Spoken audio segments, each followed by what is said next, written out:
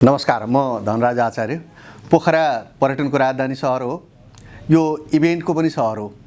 हरेक हप्ता जस्तो पोखरामा कुनै न कुनै गतिविधिहरू भइरहेका हुन्छन्। जब हिउँद सुरु हुन्छ, पोखरा सबैले यो महोत्सवको सहरका रूपमा पनि बुझ्ने गर्नुहुन्छ।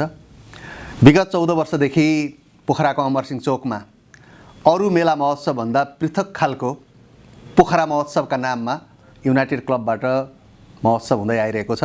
पोखरा महोत्सव 2082 यही पुष महिनाको 29 गतेदेखि माघको 11 गतेसम्म विभिन्न कार्यक्रमहरूको बीचबाट यस वर्ष पनि महोत्सव हुँदैछ। खास गरिकन देश र विदेशका विभिन्न उत्पादकहरूले उत्पादन गरेका व्यावसायिक प्रतिष्ठानहरूका स्टलहरू त्यहाँनिर रहनेछन्।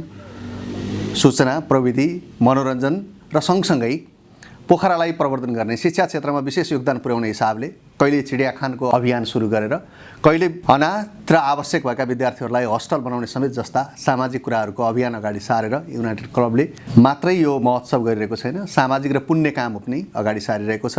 र यो वर्ष पनि त्यही निरन्तरता स्वरूप पोखरा 27 मा बन्ने एउटा सामुदायिक होस्टलका लागि यो महोत्सवबाट प्राप्त हुने आम्दानीलाई खर्च गर्ने आयोजक साथीहरूले भन्नुभएको छ।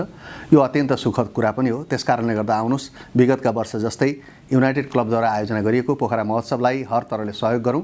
सवारी आवागमनमा र स्थानीय अरू बाधा विरोधमा, अप्ठ्याराहरूमा हामी सबैले साथ सहयोग दिउँ। महोत्सवलाई हर तरहले सहयोग पुर्याउँ र यदि कुनै अप्ठ्यारो केही परिहाल्यो भने समझदारीका साथ छलफल गरेर अगाडि बढौँ। यही कुरा म अनुरोध गर्छु र पोखरा महोत्सव 14औं संस्करण स्मरणीय बन्न सकोस्। सफलताको हार्दिक शुभकामना।